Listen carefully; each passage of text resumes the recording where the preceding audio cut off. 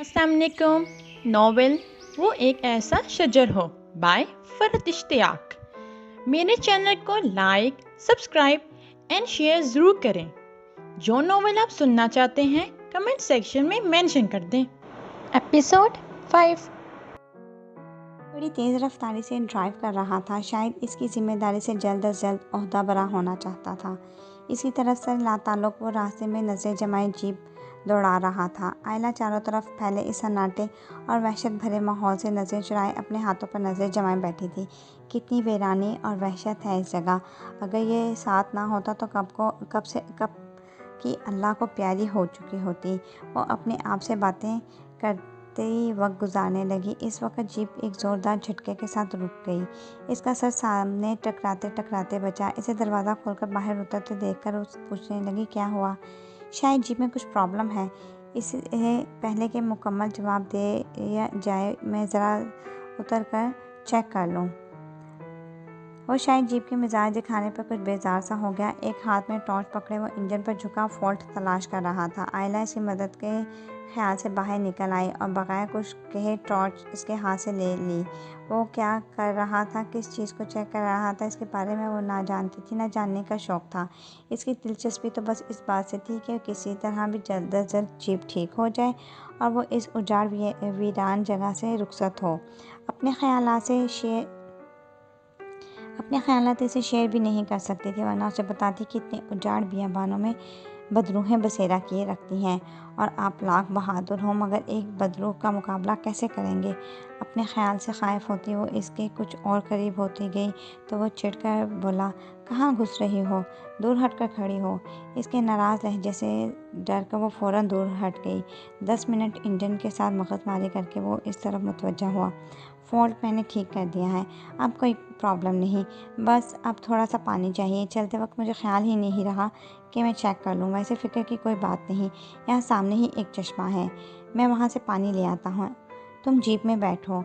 वो हाथ में केन पकड़कर जाने लगा तो वो फ़ौरन बोली, मैं भी आपके साथ चलूँगी, यहाँ अकेले मुझे डर लगता है। वो इसकी बात पर चला गया। बेवकूफ़ी की बातें मत करो, मैं कहीं दूर नहीं जा रहा, बिल्कुल पास है, यहाँ बिल्कुल करीब ही है। नहीं, मैं आपके साथ जाऊंगी, ज़िद्दी लहजे में बोलती वो इस वक्त इसे जहर दिखाई दे रही थी। पागल हो गई हो? यहाँ का रास्ता इतना पुरखतर और नाहमवार है, गिरा गई अंधेरा भी इतना है, पानी लाऊंगा या तुम्हें संभालूंगा? अब कोई आर्गूमेंट नहीं होगा।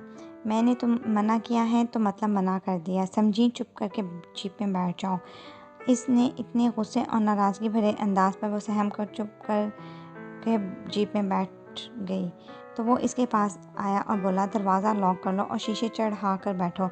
जब तक मैं वापस ना आ जाऊं तुमने बाहर नहीं उतरना किसी भी सूरत, अंडरस्टैंड? आराम से बैठो, ख़तरे की कोई बात नहीं। वो सामने जो ढलवानी रास्ता नज़र आ रहा है बस वहीं ज़रा सा नीचे उतर कर चश्मा है, मैं अभी 5 मिनट में आ जाऊँगा। वो इसे डरा धमकाकर और तसल्ली देकर आगे बढ़ गया, तेज़ कदमों से जैसे जल्द से जल्द वापस आ जाना चाहता हो। आयला ने एक नज़र पीछे पड़े हुए दरिंदे पर डाली तो उसे लगा वो अपनी लाल लाल आंखों से इसे देख रहा है और अभी अचानक इस पर झपट पड़ेगा। इसकी तरफ से जहन हटाना चाहा तो ऐसे लगा जैसे ड्राइविंग सीट पर कोई भूत आकर बैठ गया है और वो अब अपने पंजे इसकी तरफ बढ़ा रहा है। वो बेइख्तियार इसकी हदायत नज़रअंदाज करती जीप से उतर गई। चाहे कुछ हो, मैं यहाँ अकेले नहीं बैठ सकती, वो खुद से कहती इसकी तरफ बढ़ गई। जिस तरफ उसे जाता देखा था 2-4 कदम चल कर ही अंदाज़ा हुआ कि वो इसे साथ चलने से क्यों मना कर रहा था। ऊंचा नीचा खासा पुरखतर रास्ता था, मज़ीद ये कि मुकम्मल अंधेरे में डूबा हुआ, सिर्फ चांद की कुदरती रोशनी ही थोड़ी बहुत रहनुमाई कर रही थी। 2-3 दफ़ा ठोकर खाकर गिरते गिरते बची। खुद को किसी चोट के लगने से बचाने के लिए वो वहीं इस चट्टान नुमा पथरीली ज़मीन पर बैठकर इसका इंतज़ार करने लगी। अचानक उसे पीछे से कदमों की चाप की आवाज़ सुनाई दी। ऐसा लगा जैसे बहुत से लोग चल रहे हों। इसे खौफज़दा होकर पीछे मुड़कर देखा, धक से रह गई। वो 4 लंबे चौड़े हबशी नुमा इंसान थे, शायद कोई अफ्रीकी थे। इनके लंबे मजबूत जिस्म और ज़ाहिरी हुलिया बता रहा था कि वो कोई शिकारी हैं। इनकी तरफ लम्हा ब लम्हा बढ़ते वो फ़ौरन अपनी जगह से खड़ी हो गई। ان میں سے ایک کے ہاتھ میں لالٹین تھی۔ چاروں کے چہروں پہ شیطانی مسکراہٹ رقص کر رہی تھی۔ وہ ابھی بھی اپنی جگہ سے اٹھ کر ایک قدم بھی آگے نہ بڑھ پائی تھی کہ ان میں سے ایک برق رفتاری سے اس کی طرف بڑھا، جبکہ باقی پیچھے ہی کھڑے اس کی بے بسی کا تماشا دیکھنا چاہتے تھے۔ اسے اپنے ہاتھوں اور پاؤں سے جان نکلتی محسوس ہوئی۔ ایسی کوئی بات تو اس کے وہم و گمان میں بھی نہیں تھی۔ اسے ایسا لگا کہ وہ نہ ایک قدم آگے بڑھا سکتی ہے، نہ چیخ کر اسے آواز دے سکتی ہے۔ وہ اس کے قریب آ کر پتہ نہیں کس زبان میں اس سے کچھ بولا اور اسے اپنی طرف گھسیٹا۔ اس کے شانوں پر مضبوطی سے ہاتھ جمایا۔ وہ اسے اپنی طرف گھسیٹ رہا تھا۔ آنکھوں سے ہوس اور بربریت کے شعلے لپک رہے تھے۔ اس نے پوری طاقت صرف کر کے خود کو اس کی گرفت سے چھڑانا چاہا، مگر اس کی آہنی گرفت کے آگے اس کی کوشش کوئی معنی نہیں رکھتی تھی۔ پتہ نہیں کہاں سے اتنی طاقت آ گئی کہ وہ بے اختیار بلند آواز میں چیخی، ہارون، ہارون بچاؤ! دور دور تک اس کی چیخیں گونج رہی تھیں، ساتھ ساتھ خود کو اس کی گرفت سے چھڑانے کی بھی کوشش کر رہی تھی۔ وہ جو پانی بھر کر واپس آنے کے لیے مڑا ہی تھا، اس کی چیخوں پر بری طرح بوکھلایا۔ پانی کا کین ہاتھ سے چھوڑ کر وہ بھاگتا ہوا اوپر چڑھنے لگا۔ جاتے وقت جو راستہ اس نے 5 منٹ میں طے کیا تھا، صرف چند سیکنڈز میں عبور کر کے وہ اوپر آیا تو یہاں کا منظر دیکھ کر اس کا خون کھول اٹھا۔ تیز قدموں سے وہ اس طرف بڑھا تو اس حبشی نے آئلہ کو چھوڑ دیا، یوں جیسے تم سے ابھی بات کریں گے پہلے اس سے نپٹ لیں۔ اس کے بعد ایک دم چھوڑ دینے سے وہ زمین پر گر پڑی، مگر اس وقت ایسی چوٹ ووٹ کی طرف دھیان دیے بغیر وہ فوراً ہی کھڑی ہوئی۔ ساتھ ہی وہ کھڑا نظر آیا تو وہ بھاگ کر اس کے پیچھے آ گئی اور اس کے پیچھے چھپ کر کھڑی ہو گئی۔ وہ چاروں اپنے لمبے مضبوط ڈی ڈول کے ساتھ کھڑے جیسے اس کا مذاق اڑا رہے تھے کہ آؤ، اگر ہمت ہے تو ہم سے مقابلہ کرو۔ اپنی قمیض مضبوطی سے پکڑ کر کھڑی آئلہ کو اس نے جھٹکے سے دور ہٹایا۔ اپنے اتنی بے دردی سے جھٹکے جانے پر اس کے سوئے ہوئے حواس جیسے جاگ اٹھے۔ اسے ایسا لگا ابھی وہ ان لوگوں کے حوالے کر کے ہاتھ جھاڑ کر یہاں سے چلا جائے گا۔ اسے آخر کیا ضرورت پڑی ہے اس کی خاطر اپنی جان کو خطرے میں ڈالنے کی؟ ان کا آپس میں نہ کوئی خونی رشتہ ہے نہ جذباتی۔ ایک ایسی لڑکی جسے اس نے ترس کھا کر اپنے پاس پناہ دی تھی، اس قابل تو نہیں ہو سکتی کہ اس کی خاطر وہ جان پر کھل جائے۔ ہاں، یہ کوئی فلمی سچویشن بھی نہیں کہ ہیرو ہیروئن کو بچانے کے لیے خاطر 10-20 غنڈوں کو جہنم واصل کر دے۔ وہ ان میں سے کسی کی بھی طرف نظر ڈالے بغیر اندھا دھند بھاگنے لگی۔ اتنی بے وقت نہیں ہوں کہ مال غنیمت کی طرح مجھے تقسیم کیا جائے۔ وہ اپنی تمام تر طاقت بروئے کار لا کر بھاگ رہی تھی۔ اس کے کان اس وقت کوئی آواز نہیں سن رہے تھے۔ اسے نہیں پتا تھا وہ لوگ آپس میں کیا باتیں کر رہے ہیں یا نہیں۔ اسے خود کو بچانا تھا ہر قیمت پر 2-3 مرتبہ ٹھوکر کھا کر گر گئی، مگر اس نے پرواہ نہ کی۔ بھاگتے بھاگتے وہ پتہ نہیں کتنی دور آ گئی تھی۔ اونچا نیچا پتھریلا راستہ اسے جگہ جگہ سے زخمی کر گیا تھا۔ پاؤں شل ہو گئے تھے، سانس پھول گیا تھا۔ اسے ایسا لگا کہ اب وہ مزید ایک قدم بھی نہیں چل سکتی۔ بمشکل خود کو سنبھالتی وہ ایک اونچے سے ٹیلے کے پیچھے چھپ کر بیٹھ گئی۔ بڑی شدتوں کے ساتھ اپنے رب کو پکارنے لگی، یا اللہ، عزت سے بڑی کوئی چیز نہیں، مجھے بچا لے ان درندوں سے، میرے گناہ معاف فرما دے۔ وہ سانس تک رو کر بیٹھی ہوئی تھی۔ پھر وہیں بیٹھے بیٹھے اس نے بہت سی انسانی چیخوں کی آوازیں سنیں۔ 2-4 فائر بھی ہوئے۔ سناٹے کو چیرتی تمام آوازیں وہ بخوبی سن رہی تھی۔ کیا وہ مجھے چھوڑ کر نہیں گیا؟ کیا وہ میری عزت اور آبرو بچانے کے لیے رک گیا؟ اس نے ایک لمحے کو سوچا، مگر پھر مایوسی میں گھر گئی۔ اس بات کا فیصلہ کیسے ہو کہ کون فاتح رہا اور کون مفتوح؟ اگر وہ رک بھی گیا ہے مگر ان سے ہار گیا تو کیا ہوگا؟ پھر کچھ چیخوں کی آواز آئی اور اس کے بعد گہرا سکوت چھا گیا۔ ایسا لگ رہا تھا یہاں اس ویرانے میں اس کے سوا اور کوئی نہیں۔ کتنی عجیب بات تھی، وہ کچھ دیر پہلے اس جگہ کی ویرانی سے ڈر رہی تھی اور اب یہ ویرانی اور سناٹا اسے بالکل بھی نہیں ڈرا رہا تھا۔ اس نے اپنے پاس قدموں کی آہٹ سنی تو پتہ چلا کہ ابھی امتحان ختم نہیں ہونے پایا۔ نہیں، میں اس کھائی میں خود گر کر اپنی جان دے دوں گی، مگر یہ رسوائی ہرگز برداشت نہیں کروں گی۔ وہ ایک فیصلہ کر کے کھڑی ہوئی اور آنے والے کی طرف دیکھے بغیر بھاگ کر آگے بڑھنا چاہا تو ہارون نے اس کا بازو دبوچ کر اسے روک لیا اور اگلے ہی لمحے بغیر اسے سنبھلنے کا موقع دیے ایک بھرپور زوردار تھپڑ اس کے منہ پر دے مارا۔ جب میں نے منع کیا تھا کہ تم گاڑی سے نہیں اترو گی، بولو، جواب دو، کیوں اتری؟ وہ جیسے بالکل آؤٹ آف کنٹرول ہو رہا تھا، اپنی سرخ شعلے برساتی نگاہوں سے اسے گھورتا وہ غصے سے پاگل ہو رہا تھا۔ تمہاری سمجھ میں کسی کی بات نہیں آتی، صرف تمہاری وجہ سے رات کے سفر کرنے کے لیے میں ڈر رہا تھا، مگر تم ایک بے حس لڑکی ہو جسے نہ اپنی جان کی پرواہ ہے نہ دوسروں کی۔ وہ بری طرح اس وقت چیخ رہا تھا۔ اسے اتنے شدید غصے میں اس نے اس سے پہلے کبھی نہیں دیکھا تھا۔ اتنی دیر کی اعصاب شکن صورتحال سے بالکل نڈھال ہو چکی تھی۔ وہ اس پر چیختا اور اسے جھنجھوڑ رہا تھا۔ وہ بے اختیار آگے بڑھی اور اس کے بازو پر سر ٹکاتی پھوٹ پھوٹ کر رونے لگی تو وہ ایک دم چپ سا ہو گیا۔ اس نے نہ تسلی دی، نہ برا بھلا کہا، نہ رونے سے منع کیا اور نہ ہی اپنے بازو پر رکھا اس کا سر ہٹایا۔ وہ بس خاموش کھڑا تھا۔ وہ پتہ نہیں کتنی دیر تک روتی رہی۔ رونے کی شدت میں کمی آئی اور صرف سسکیاں کی آواز آنے لگی۔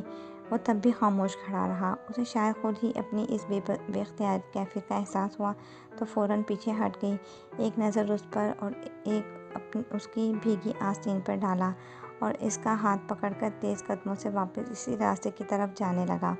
وہ اس کے ساتھ گھسیٹتی ہوئی جا رہی تھی، اس کے وجود کا سارا بوجھ جیسے اسی نے اٹھایا ہو۔ وہ صرف گھسیٹ رہی تھی۔ پتھر پہ اڑا دوپٹہ اس نے جھک کر اٹھایا اور بڑی ملامت کرتی نظروں سے اس کی طرف دیکھتے ہوئے اس کو پکڑایا۔ وہ اس کی نظروں سے کٹ کر رہ گئی۔ سر جھکا کر دوپٹہ اس کے ہاتھ سے لیا اور اچھی طرح اپنے گرد لپیٹ لیا۔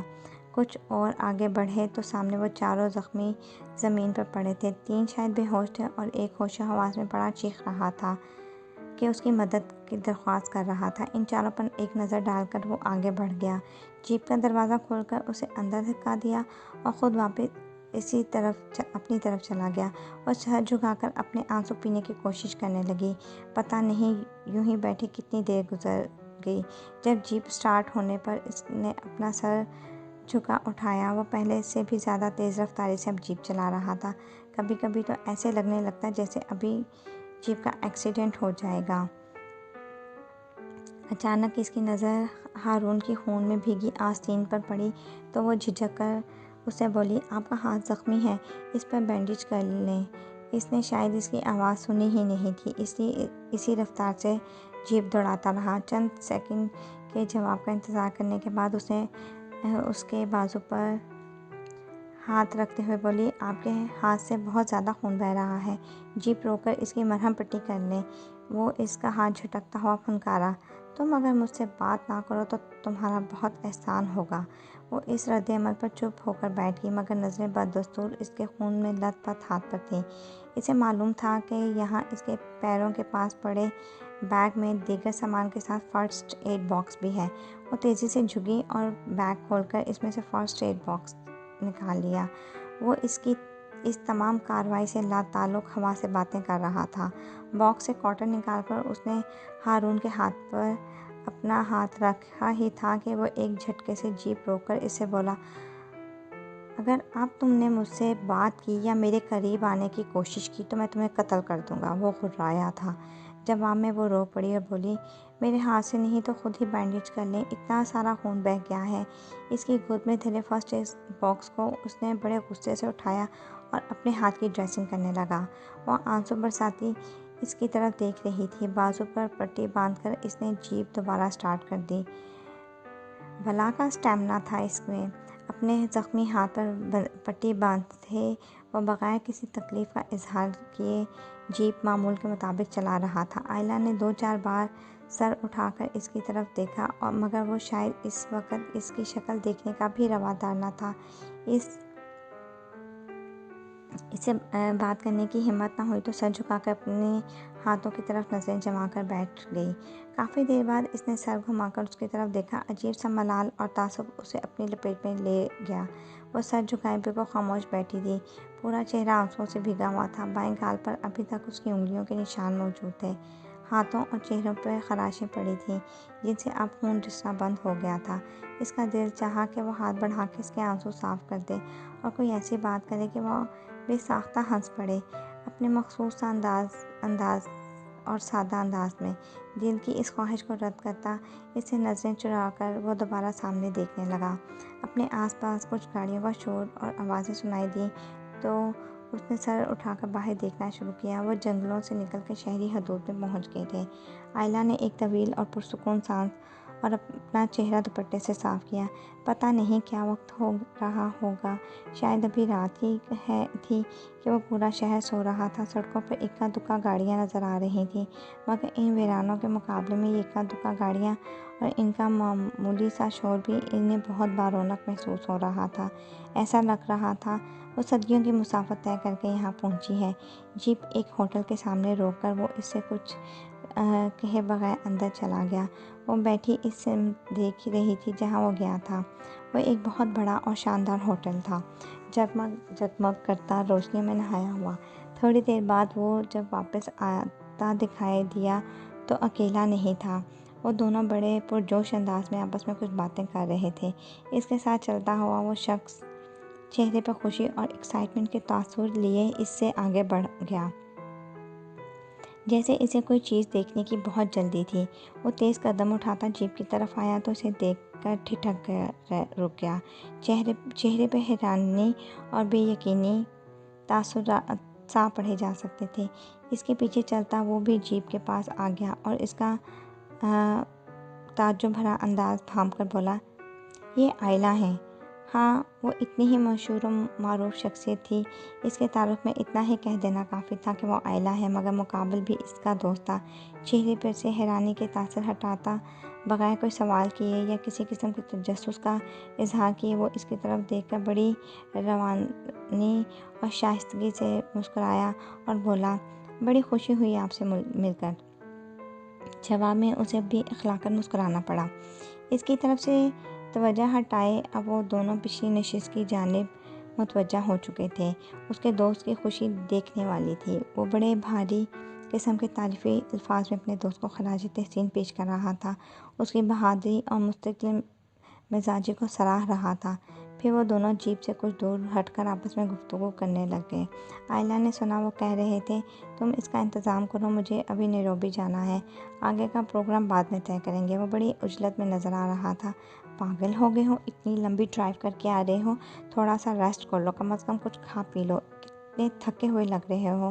کتنے بجے چلے تھے وہاں سے؟ وہ شاید اس سے بہت محبت کرتا تھا، بالکل ماؤں کی طرح اس کے لیے فکر مند تھا۔ وہ اس کی بات پر مسکرایا، بولا، کھانے پینے کا بالکل بھی ٹائم نہیں ہے، مجھے ذرا جلد از جلد نیروبی پہنچنا ہے۔ ویسے 11 بجے چلے تھے ہم لوگ وہاں سے۔ ہم لوگوں کے الفاظ پر اس شخص نے بڑی بے ساختگی سے اس کی طرف دیکھا اور فوراً ہی اس پر سے نظریں ہٹا کر بولا، بہت دیر نہیں لگ گئی تمہیں پہنچنے میں؟ کس طرف سے آئے ہو؟ وہ دستور اس کے لیے فکر مند تھا۔ بس وہ جیپ راستے میں خراب ہو گئی، وہاں کافی دیر لگ گئی۔ وہ بڑے لاپرواہ انداز میں بولا، خیر جو بھی ہو، ایسے تو میں تمہیں نہیں جانے دوں گا، نیروبی کہیں بھاگا نہیں جا رہا، کچھ کھا پی لو اور پھر چلے جانا۔ وہ بڑی قطعیت سے بولا تو وہ بڑی بے بس نظروں سے اس کی طرف دیکھتا ہوا بولا، پیٹر دیر ہو جائے گی۔ ہو جائے میری بلا سے، تم اندر چلو۔ اسے مکمل طور پر نظر انداز کیے وہ آپس میں مصروف تھے۔ اس کا وجود کہیں بہت پس منظر میں چلا گیا۔ وہ شاید اس کے مجبور کرنے پر زبردستی وہاں رکنے پر رضامند ہو گیا تھا۔ آؤ اندر چلو۔ وہ اس کے پاس آ گیا، جبکہ اس کا دوست دور کھڑا ان دونوں کی طرف بغور دیکھ رہا تھا۔ اس کے حکم پر بغیر کوئی چوں چراں کیے وہ دروازہ کھول کر باہر آئی۔ ان دونوں کے ساتھ اس شاندار ہوٹل کے ریسیپشن کے پاس سے گزرتے اسے اپنا حلیہ بہت آکورڈ لگ رہا تھا۔ گرد و غبار میں اٹا چہرہ، بالوں کی بکھری الجھی لٹیں، زخمی ہاتھ پاؤں۔ اس نے خواہ بالوں پر ہاتھ پھیر کر جیسے انہیں سنوارنے کی کوشش کی۔ وہ اس سے مسلسل شکار اور جنگل کے حوالے سے باتیں کر رہا تھا، اسے اس کے کارنامے کی تفصیلات سن رہا تھا۔ وہ خاموشی سے اپنے برابر چلتے شخص کے جوتوں پر نظریں جمائے ہوئے تھی، جو بظاہر اس وقت اس سے لا تعلق نظر آ رہا تھا۔ اس کی رفتار سست پڑی تو وہ بھی آہستہ قدموں سے چلنے لگا اور اس کے برابر چلتا ہوا اس کا دوست بھی سست رفتاری سے چلنے لگا۔ لفٹ میں آ کر وہ دونوں بھی خاموش ہو گئے۔ ایسے لگا کہ اس کا دوست بڑی گہری نگاہوں سے اس کی طرف دیکھ رہا ہے۔ اس نے سر اٹھا کر اس کی طرف دیکھا تو وہ ہارون سے مخاطب تھا۔ ایک صاف ستھرے اور عمدہ فرنیچر سے آراستہ بڑے سے کمرے میں وہ لوگ داخل ہوئے تو پیٹر سے بولا، تم لوگ بیٹھو، میں ان دونوں کو بھی بلا کر لاتا ہوں۔ بلکہ بلا کر کیا لاتا ہوں، جگا کر لاتا ہوں۔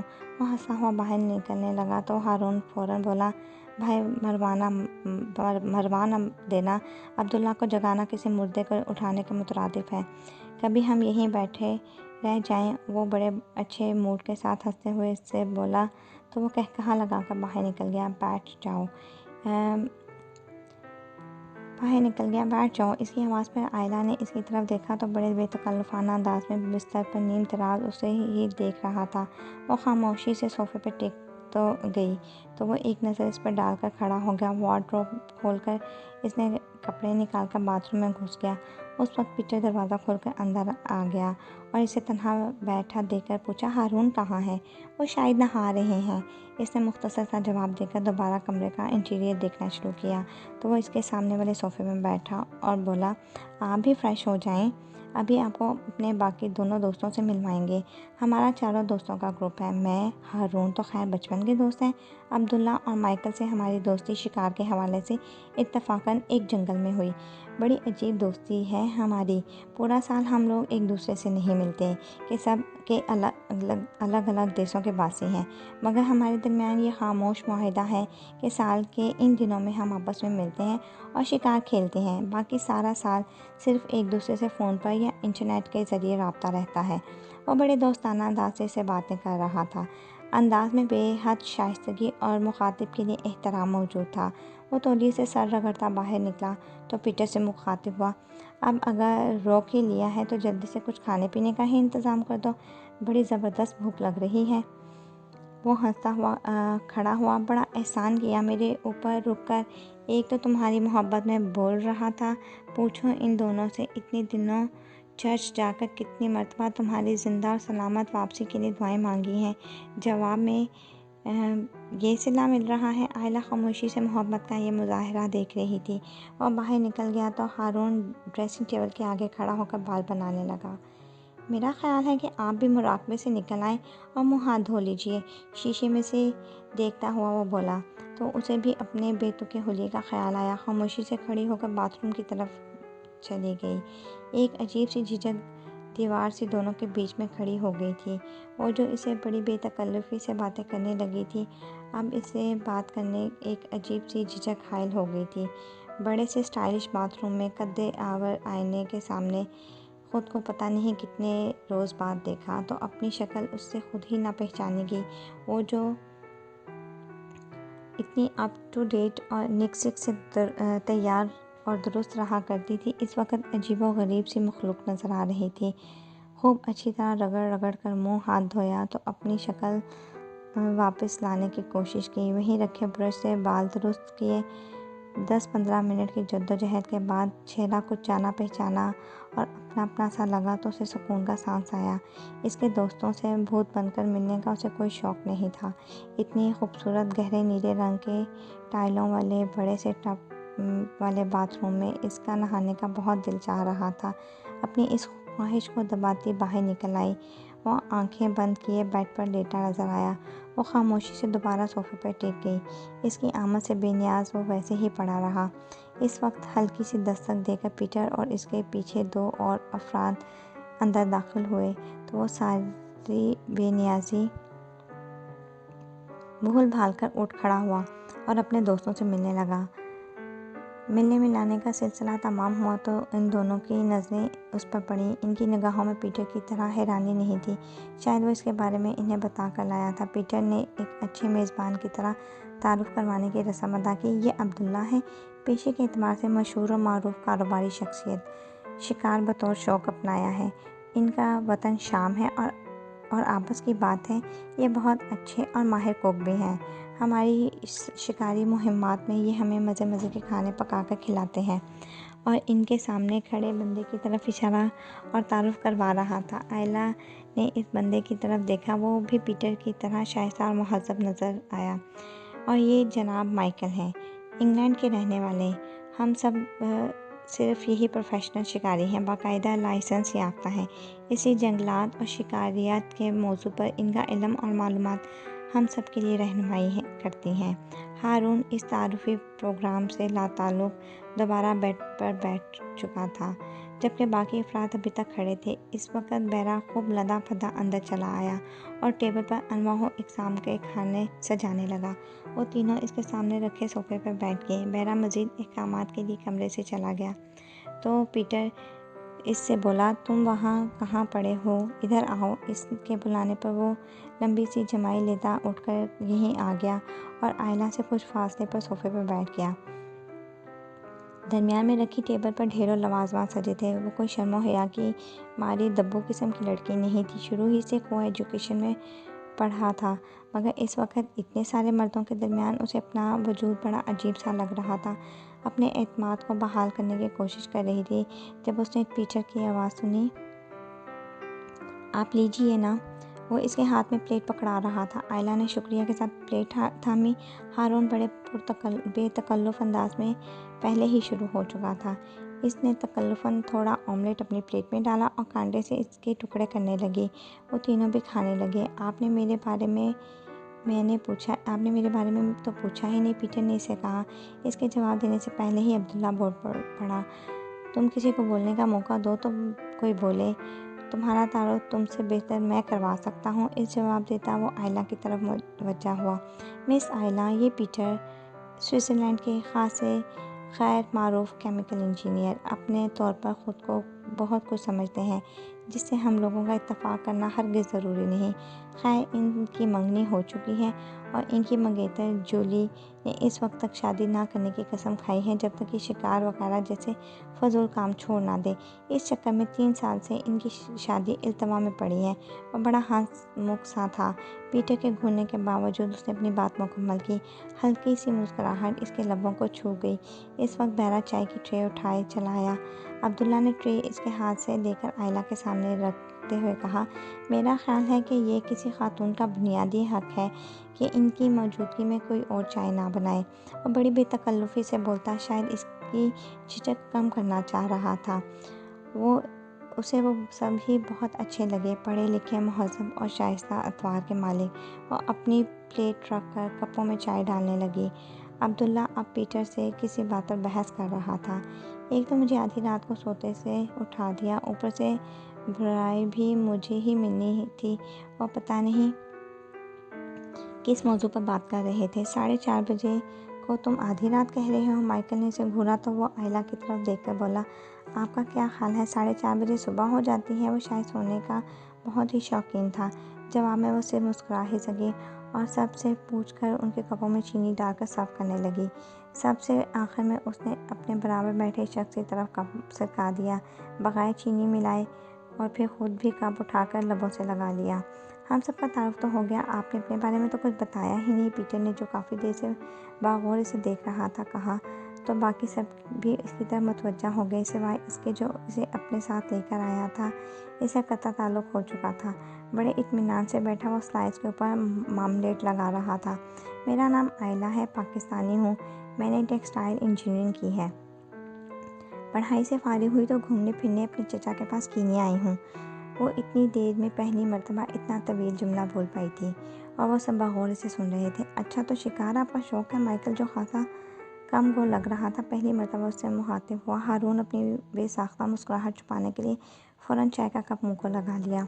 اسے بغیر بتائے بھی پتہ تھا کہ وہ اس بات پر مسکرا رہا ہے۔ اس کے جواب دینے سے پہلے ہی مائیکل نے دوبارہ بولنا شروع کر دیا، اچھی بات ہے، لڑکیوں کو بھی اس طرف آنا چاہیے۔ جب لڑکیاں دنیا کے ہر پروفیشن میں چلی گئی ہیں تو شکار میں کیا مذائقہ ہے؟ لڑکیوں کو بہادر ہونا چاہیے۔